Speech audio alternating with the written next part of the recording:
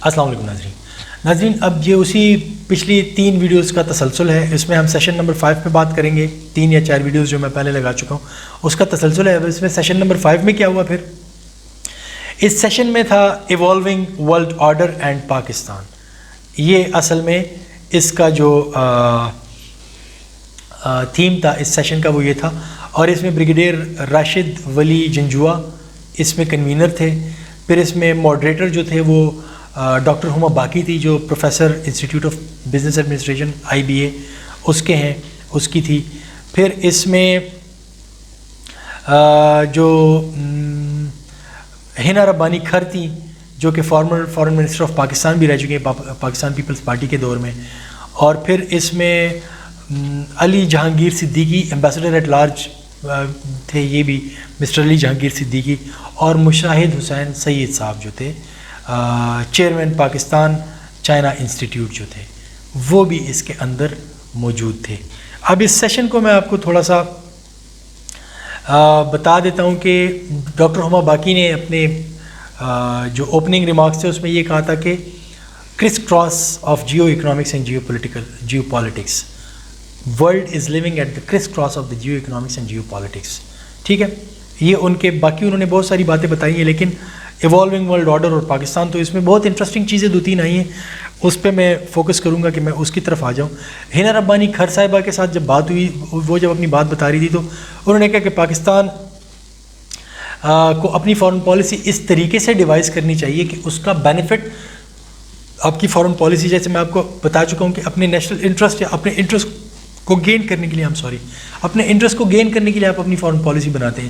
تو وہ یہ کہہ رہی تھی کہ پاکستان کو اپنی فارن پالیسی اس حوالے سے ایسے بنانی چاہیے کہ اس کا فائدہ عام آدمی کو پہنچنا شروع ہو جائے.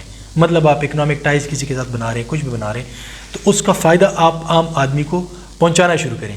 پھر چیلنجز انہوں نے گنوائے کہ چیلنجز کیا کیا ہے. وہ کہہ رہی تھی کہ ہماری فارن پالیسی میں اب چیلنج یہ کیا ہے کہ ہمیں انڈرسٹینڈ بھی کرنا ہے اور ایکسیپٹ بھی کرنا ہے ریجنل الائنمنٹس جو ہو رہی ہیں، جو چیزیں نئی چیزیں آ رہی ہیں. ایک ملک دوسرے ملک کے ساتھ الائن ہو رہے ہیں، جو ٹریڈیشنل الائز تھے وہ اب شاید اس طرح الائز نہیں ہے. تو وہ یہ بتا رہی تھی کہ اس کو انڈرسٹینڈ کروانا اور اس کو ایکسیپٹ کروانا دنیا سے، جیسے کہ پاکستان اپنا چائنا کے ساتھ جا رہا ہے، روس کے ساتھ جا رہا ہے، ٹرکی کے ساتھ جا رہا ہے، تو اب وہ اس کو دنیا کو بھی انڈرسٹینڈ کروانا اور ان سے ایکسیپٹ بھی کروانا کہ جی یہ ہمارا حق ہے، ہم جانا چاہیے. یہ ایک چیلنج ہے پاکستان کے لیے. پھر دوسرا بات یہ ہے کہ پاکستان یہ بھی ایک چیلنج ہے کہ پاکستان کو کہا جاتا ہے کہ آپ یہ کرو فارن پالیسی کے شعبوں میں. جیسے کہ پچھلے دنوں ہم نے دیکھا سعودی عربیہ اور پاکستان کے ریلیشنز کافی حد تک جو تھے وہ صد مہری کا شکار ہو گئے تھے. امریکہ اور پاکستان کے ریلیشنز بھی ہو جایا کرتے ہیں. وجہ یہ ہوتی ہے کہ وہ چاہتے ہیں کہ آپ یہ کریں لیکن آپ نہیں کرتے، تو پھر وہ اس کو جو ہے وہ کہہ دیتے ہیں. ٹھیک ہے، تو وہ کہہ رہے تھے کہ پاکستان کو اب اس سے باہر نکلنا چاہیے. اس کو دنیا کو بتانا ہوگا کہ ہمیں آپ نہ بتائیں کہ ہم کس سائڈ کو چوز کریں اور کس سائڈ کو چوز نہ کریں. ٹھیک ہے، تو یہ ایک انہوں نے بات بتائی. پھر اس میں انہوں نے یہ کہا کہ جو اب جو ایرا ہے یہ ملٹی لیٹرلزم کا ایرا ہے. ملٹی لیٹرل ٹائز ہوتے ہیں، ایک فورم ہوتا ہے، اس میں 4, 5, 10 ممالک مل کے بیٹھتے ہیں، جیسے سارک ہے، جیسے ECO ہے، ٹھیک ہے، جیسے شنگھائی کوآپریشن آرگنائزیشن ہے. اب یہ ملٹی لیٹرل فورمز ہیں، مختلف ممالک اس میں آ کے بیٹھتے ہیں. لیکن اس ملٹی لیٹرلزم کے دور کے اندر بھی وہ یہ کہہ رہی تھی کہ پاکستان کو بائی لیٹرلزم مطلب 1-to-1 ٹائز ممالک کے ساتھ اس پہ بھی فوکس کرنا پڑے گا. یہ نہیں ہے کہ جناب ملٹی لیٹرل فورم موجود ہے اس میں ہم جا کے ملیں گے، بٹ بائی لیٹرلزم پہ ہم اگنور کر رہے ہیں، اس کو ہم نے اگنور نہیں کرنا. تو وہ یہ بات بتا رہی تھی. ٹھیک ہے، پھر مشاہد حسین سید صاحب جو تھے انہوں نے باتیں کی. انہوں نے کہا کہ ہماری زندگیوں میں شاید اب یہ ہونے جا رہا ہے کہ امریکہ would not be the sole superpower in the world. ٹھیک ہے، would no more be the sole superpower in the world. یہ شاید ہماری زندگی میں ہی ہونے جا رہا ہے. پہلے ہم یہ کہتے تھے کہ 2050 تک، 2060 تک، لیکن اب تو یہ ہے کہ by the and of this decade China جو ہے وہ امریکہ کا چیلنجر بن چکا ہوگا، شاید اس سے بھی تیزی سے، کیونکہ وہ 2050 کی بات کر رہے تھے لیکن وہ 2030 پہ بات آ گئی. اب جو لوگ 2030 کی بات کر رہے ہیں ہو سکتا ہے وہ 2025-26 تک آ جائے. ٹھیک ہے، جس طریقے سے کووڈ نے ان کی اکانومی کو ہٹ کیا اور چائنا جو ہے وہ آگے جا رہا ہے، تو ہو سکتا ہے وہ، کیونکہ امریکہ کی جو گروتھ ہے وہ 1 پوائنٹ سمتھنگ اگلے 10 سال کی پروجیکٹڈ ہو رہی ہے.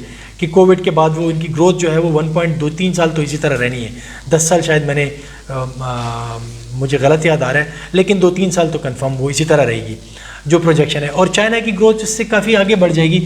تو ہو سکتا ہے یہ جو گیپ ہے جو 2030 کی لوگ بات کر رہے تھے وہ ابھی 2026-27 تک ہی ہو جائے. تو وہ اس حوالے سے یہ وہ بات کر رہے تھے.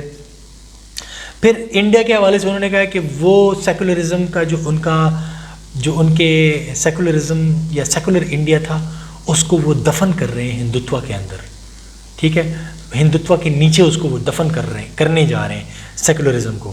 تو اس وجہ سے انڈیا کے لیے بھی مطلب یہ کوئی اچھی بات نہیں ہے کہ وہ ایسا کر رہا ہے، کیونکہ ریجن اگر آگے جائے گا تو پھر انڈیا کو بھی اس میں اپنا ایک پازیٹیو رول پلے کرنا پڑے گا. لیکن اگر انڈیا میں اس قسم کی ایکسٹریمزم اور یہ ساری چیزیں ہو جاتی ہیں تو پھر ایک مسئلہ ہو سکتا ہے. پھر وہ یہ کہہ رہے تھے کہ نیشنل سیکیورٹی کا جو ٹرم ہے پاکستانی کانٹیکس میں اب اس کو واقعی ریڈیفائن کرنے کی ضرورت ہے، کیونکہ پاکستانی کانٹیکس میں اس سے ہم صرف ٹریڈیشنل نیشنل سیکیورٹی والی مراد، جو کہ میں آپ کو پہلے ویڈیو میں بتا چکا ہوں کہ ڈاکٹر محیط یوسف صاحب نے اس کا کی کیا بات کی تھی، تو وہ صرف کہہ رہے تھے کہ ہم ٹریڈیشنل کی بات کر رہے ہیں. لیکن اب یہ پاکستانی ٹرم میں اس کو ریڈیفائن کرنے کی، پاکستان کے لیے اس کو ریڈیفائن اس ٹرم کو کرنے کی ضرورت ہے. پھر وہ یہ بتا رہے تھے کہ پاکستان اپنی نیوٹرلٹی مینٹین کرنا چاہیے اس کو بہت سارے امور میں، اور یہ نہیں ہے کہ ماضی میں ہم نہیں کر پائے، ماضی میں بھی وہ کہہ رہے ہیں کہ ہم نے بہت جگہوں پہ ہی نیوٹرلٹی اپنی مینٹین کی ہے. مثال انہوں نے دی ہے کہ قطر اور سعودی عربیہ کا مسئلہ آ گیا تو پاکستان نے وہاں پہ نیوٹرلٹی مینٹین کی ہے. پھر انہیں ایران اور سعودی عربیہ کا مسئلہ آ گیا، پاکستان نے پھر وہاں پہ اپنی نیوٹرلٹی مینٹین رکھی. پھر چائنا اور یو ایس کی ٹینشن کے اندر پاکستان نے دوبارہ اپنی نیوٹرلٹی مینٹین کی. تو اس حوالے سے ہنا ربانی کھر صاحبہ نے بھی یہ بات بتائی ہے کہ پاکستان کو اپنی نیوٹرلٹی مینٹین کرنی چاہیے. پاکستان کو یہ دیکھنا ہے، وہ کہہ رہی تھی جب میں فارن منسٹر تھی تو ہم نے ایک دفعہ چائنا میں چائنیز سے کہا کہ آپ افغانستان کا کچھ کریں، تو انہوں نے کہا کہ ہم کریں گے، لیکن آج ہم اس پوزیشن میں نہیں ہے کہ ہم کریں، ہمیں اپنے اوپر فوکس کرنا ہے. فی الحال اپنے آپ کو بنائیں گے تو اس کے بعد افغانستان پہ بھی فوکس کریں گے. اگر ہم یہاں سے افغانستان پہ فوکس کرنے چلے گئے، ہماری اکانومی کمزور ہوگی تو ہم افغانستان کا کچھ نہیں کر پائیں گے. اس میں مطلب جو ہم کرنا چاہتے ہیں امن کے لیے وہ پھر ہم نہیں کر پائیں گے. لیکن وہ کہہ رہے ہیں کہ اب دیکھیں آج تقریباً 10 سال بعد وہ یہ کر رہے ہیں، بلکہ 10 بھی نہیں 8 سال بعد وہ افغانستان میں اب اپنا رول پلے کرنے کی طرف کی پوزیشن میں آ چکے ہیں. تو وہ پاکستان کے لیے بھی یہی سجیسٹ کر رہی تھی کہ پاکستان جو ہے نا وہ اس نے اپنا رول جو ہے نا اپنے آپ کو ٹھیک کرنا ہے before seeking a roll on the world stage region کے اندر، کہ ہمیں یہ رول دیں ہمیں یہ رول دیں. نہیں، اپنے آپ کو اپنے انٹرنلی وہ کہہ رہی تھی کہ اپنے آپ کو بنائیں، اس کے بعد آپ کا رول خود بخود نکل آئے گا. اور پھر وہ پاکستان کی اکنامک پالیسی کے حوالے سے وہ یہ بات بتا رہی تھی کہ پاکستان کی ایک انڈیپینڈنٹ اکنامک پالیسی بھی ہونی چاہیے. یہ کویشچن آنسر کے سیشن کی باتیں، لیکن پاکستان کی اکنامک انڈیپینڈنس کے بارے میں بھی وہ بات بتا رہی تھی کہ انڈیپینڈنٹ اکنامک پالیسی پاکستان کی ہونی چاہیے، تبھی جا کے ملک جو ہے وہ آگے بڑھے گا. اور پھر علی جہانگیر صدیقی صاحب جو تھے، جو ایمبیسڈر ایٹ لارج تھے، انہوں نے بڑے مزے کی باتیں بتائی ہیں. انہوں نے بڑی ٹیکنالوجی کے حوالے سے بڑی اچھی باتیں بتائی ہیں کہ ٹیکنالوجی جو ہے یہ دنیا کو ریپڈلی ایوالونگ ورلڈ میں کنورٹ کر چکا ہے، کیونکہ ٹیکنالوجی ایوالو ہو رہی ہے، دنیا ایوالو ہو رہی ہے. آج سے 10 سال پہلے آپ کے پاس یہ اسمارٹ فون اور یہ ساری چیزوں کا یہ کنیکٹیوٹی یہ ساری چیزیں نہیں تھی. اب ٹیکنالوجی اتنی زیادہ ایوالو ہو گئی ہے، اس کے ساتھ اب دنیا بھی بہت زیادہ انلائٹنڈ اور ایوالو ہو چکی ہے. ٹھیک ہے، پھر وہ کہہ رہے تھے کہ اگر اس کا ہم نے اب فائدہ اٹھانا ہے پاکستان نے، تو پاکستان کو اب پاکستان کے اندر مختلف پاکٹس ہیں جس میں کہ لوگ ٹیکنالوجی میں بڑا اچھا کام کر رہے ہیں، ان کو پروموٹ کرنے کی ضرورت ہے. انہوں نے ٹیکنالوجی میں علی جہانگیر صدیقی صاحب نے بڑا کام کیا، تو وہ کہتے ہیں اب اس کو پروموٹ کرنے کی ضرورت ہے. اس کے لیے حکومت کو انہوں نے مشورہ دیا کہ آپ کو چیپ انٹرنیٹ پرووائڈ کرنا ہے، برانڈ وڈتھ آپ کو بہت زیادہ دینی ہے، انٹرنیٹ چیپ ہوگا، تیز ہوگا، اور لوگوں کو آپ نے ہینڈ سیٹس یا گیجٹس، اسمارٹ فونز، ٹیبلیٹس، لیپ ٹاپس یہ پرووائڈ کرنی ہے. جب آپ یہ ساری چیزیں پرووائڈ کر دیں گے تو جو آپ کی یوتھ ہے، آپ کی یوتھ ان تمام چیزوں کو جب استعمال کرے گی تو وہ ڈیجیٹل اکانومی کے اندر اپنا رول پلے کرنے کی پوزیشن میں آ جائے گی. ڈیجیٹل اکانومی ایک بہت بڑی اکانومی دنیا کے اندر آ رہی ہے. اے آئی کے اندر بہت کچھ ہو رہا ہے، آرٹیفیشیل انٹیلیجنس کے اندر. تو یہ ڈیجیٹل اکانومی اور یہ ساری چیزیں جب ہوں گی، یہ تبھی ہوں گی جب آپ ملک بھر میں لوگوں کو اسمارٹ فونز کم از کم پرووائڈ کر دیں گے اور ان کو تیز ترین انٹرنیٹ دے دیں گے.